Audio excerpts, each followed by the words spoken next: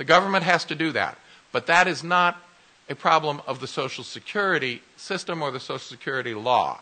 It's a problem of the overall federal budget that needs to be adjusted. And as I have pointed out, Social Security has not contributed to that deficit.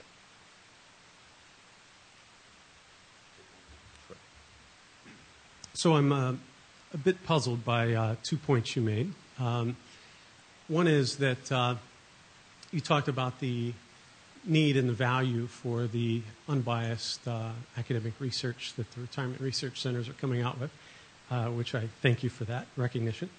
The second is the large part of your speech was essentially arguing that there are no significant problems facing Social Security that ought to be taken off the table, and yet a very large share of the research that have come out of these RRCs by people who are, I think, trying to approach this from an analytical perspective have suggested that we really do face a significant long-term challenge as a result of demographic shifts and a pay-as-you-go system and so forth. And so it seems that you're taking a particular perspective that if we're not going to touch benefits, and that you suggested yourself that in the long run that income is only sufficient to cover about 70 or 75% of benefits in the long run, we're not going to do that. You're basically asserting a particular view that we raise payroll taxes or do whatever we need to do in order to fill that gap.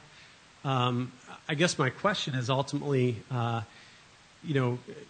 you questioning the research that has come out that has suggested that we need to make changes to the system? And I don't think we're talking about a fundamental undoing of the system, but just the fact that we need to have a mix of benefits and tax changes in order to put the system on a more sustainable fiscal course. Thank you for letting me clarify that.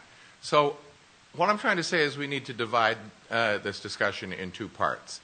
The Deficit Commission, addressing the budget deficit that this country has accumulated in the last 9 years,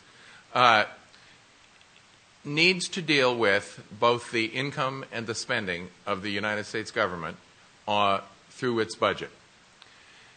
Social Security should not be part of that, should not be on the table for that solution. Because Social Security didn't cause that problem, does not cause that problem, and indeed will not cause that problem.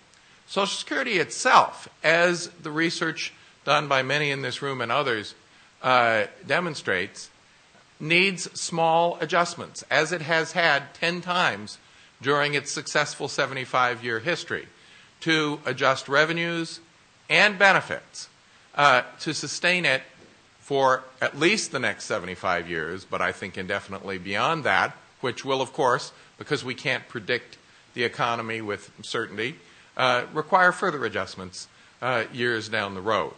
So I do not by any means mean to say that revenues and benefits under Social Security should not be on the table as a discrete topic in and of itself.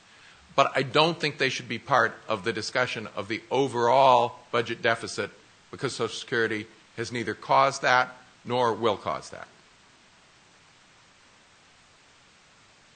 I think we should thank Mr. Roosevelt again for traveling down.